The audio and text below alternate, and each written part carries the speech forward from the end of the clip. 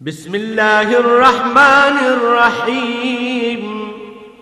شروع اللہ کے نام سے جو بڑا مہربان نہایت رحم والا ہے۔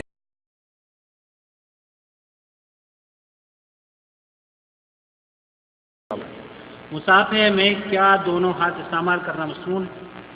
سنت ایک ہاتھ کا دوسرے ہاتھ سے ملانا، ایک ہتھیلی کا دوسرے ہاتھ سے ملنا، یہ مصافحہ ہے۔ جو دو حضرات دو ہاتھوں کے قائل ہیں وہ صحیح بخاری کی ایک روایت کو دلیل بناتے ہیں کہ رسول اللہ صلی اللہ علیہ وسلم تشریف فرما اور صحابی کا ایک ہاتھ رسول اللہ صلی اللہ علیہ وسلم کے دو ہاتھوں کے اندر تھا۔ کہ دیکھو جی مصافحہ دو ہاتھ سے ثابت ہو گیا، حالانکہ میٹھا ہاتھ کوڑا کوڑا تھو تھو۔ یہ جو روایت ہے یہ مصافحے کے باب میں ہے ہی نہیں، یہ تو تعلم کے باب میں ہے کہ آپ کسی کو تعلیم دے رہے اور محبت سے آپ نے اس کے ایک ہاتھ کو اپنے دو ہاتھوں میں لیا ہوا۔ اچھا، اگر اس دلیل کو بھی مان لیا جائے تو یہاں سے کیا ثابت ہو؟ پہلی دفعہ پاکستان کی موجودہ حکومت نے قرآن کے ساتھ شادی کو قانوناً جرم قرار دیا گیا ہے۔ محترم سامعین، آپ نے سنا کہ توسیع ملتانی نے کس جرات سے یہ بات کہہ دی۔ بخاری میں جو ہے کہ صحابی کا ایک ہاتھ نبی صلی اللہ علیہ وسلم کے دو ہاتھوں کے درمیان تھا، تو کہتے ہیں کہ مصافحہ دو ہاتھ سے ثابت ہو گیا، حالانکہ میٹھا ہپ ہپ کوڑا کوڑا تھو تھو جو روایت ہے یہ مصافحہ کے باب میں ہی نہیں، یہ تو تعلیم و تعلم کے باب میں ہے۔ محترم سامعین، یہ آپ کے سامنے صحیح بخاری ہے۔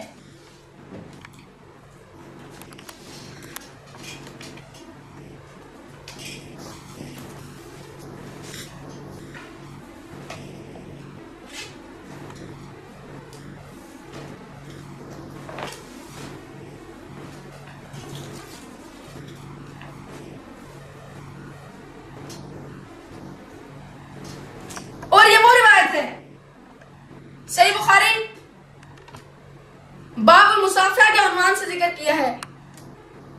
صحیح بخاری نے باب مصافحہ کا باب، یعنی جبکہ غیر مقلد مولوی اپنے سامعین کی آنکھوں میں دھول جھونکتے ہوئے کس ڈٹائی سے کہتے ہیں کہ یہ روایت تو مصافحہ کے باب میں ہے ہی نہیں، انا للہ و انا الیہ راجعون۔ محترم سامعین، مزید دیکھیں اس باب المصافحہ کے فوراً بعد باب الاخذ بالیدین، دونوں ہاتھ پکڑ کر مصافحہ کرنا۔ اس میں امام بخاری نے نقل کیا ہے وصافح حماد بن زید ابن المبارک بیدیہ، کہ حضرت حماد بن زید نے حضرت ابن مبارک کو دو ہاتھ سے مصافحہ کیا، اور اس کے بعد دوبارہ یہی روایت نقل کی جس میں صحابہ رضی اللہ تعالیٰ عنہ کا ہاتھ نبی صلی اللہ علیہ وسلم کے دونوں ہاتھوں کے درمیان تھا۔ ملاحظہ ہو حدیث نمبر 6265، باب نمبر 28۔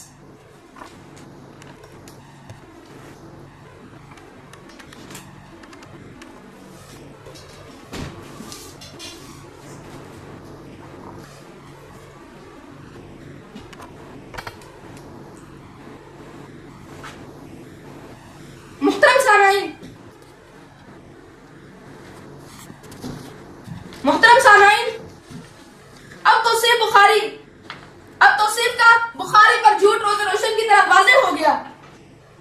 سامعین، حوالہ نوٹ کریں اور خود صحیح بخاری کھول کر دیکھیں اور پھر اندازہ کریں کہ غیر مقلد مولوی دن دہاڑے مجمع عام میں ویڈیو کے سامنے کس جرات اور ڈھٹائی سے امام بخاری رحمہ اللہ کی صحیح بخاری پر جھوٹ بول رہا ہے۔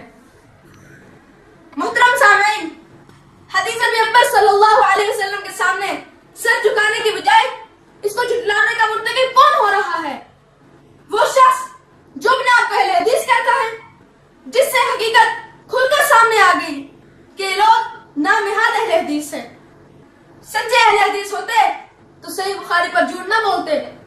بقول شاعر، حدیثوں پر عمل کرنے کے دعوے اور ہوتے ہیں، حدیثوں پر عمل کرنے کے دعوے اور ہوتے ہیں، پیغمبر کی اطاعت کے تقاضے اور ہوتے ہیں، حدیثوں پر عمل کرنے کے دعوے اور ہوتے ہیں۔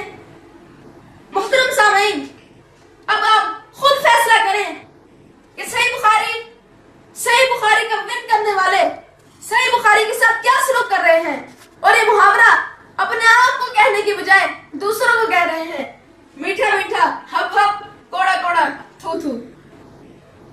اس طرح کے جھوٹ کو ہمارے محاورے میں کہتے ہیں ایک تو چوری، اوپر سے سینہ زوری۔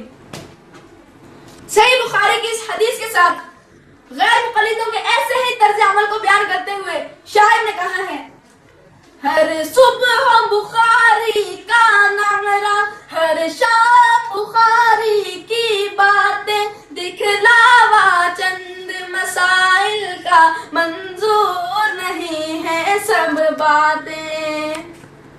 دو ہاتھ مصافحہ سنت ہے، دو ہاتھ مصافحہ سنت ہے، لکھا ہے بخاری نے یوں ہی، ہر محفل میں رد کرتے ہیں احباب بخاری کی باتیں۔ توصیف ملتانی کے سامعین و مداحین، یہ حال تمہارے امام توصیف کا ہے، جس کی تقریریں سن کر آپ اس کی اندھی تقلید کرتے ہیں۔ جس شخص کو تم نے اپنا امام اور پیشوا بنا رکھا ہے، وہ صحیح بخاری کے ساتھ یوں کھلواڑ کرتا ہے۔ اب بھی اگر تم اس سے چمٹے رہو تو پھر پسند اپنی اپنی، انتخاب اپنا اپنا۔ ائمہ اربعہ جن کی بزرگی، جن کی عظمت علم و دنیا کے معترف ہے، ایسی جلیل و قدر ہستیوں کی تقلید چھوڑ کر تم کس جھوٹے کی تقلید کر رہے ہو جو نام حدیث کا لیتا ہے لیکن صحیح بخاری پر جھوٹ بولنے سے نہیں شرماتا؟ تم عجیب لوگ ہو جن کی تحقیق اور ریسرچ کے نام پر تم میں سے کسی ایک غیر مقلد نے صحیح بخاری کو کھول کر دیکھنے کی زحمت گوارا نہیں کی۔ یہ حدیث مصافحہ کے باب میں ہے کہ نہیں؟ غیر مقلدوں، الفاظ کی بول بلائیوں سے نکلو اور آنکھیں کھول کر حقیقت کو قبول کرو۔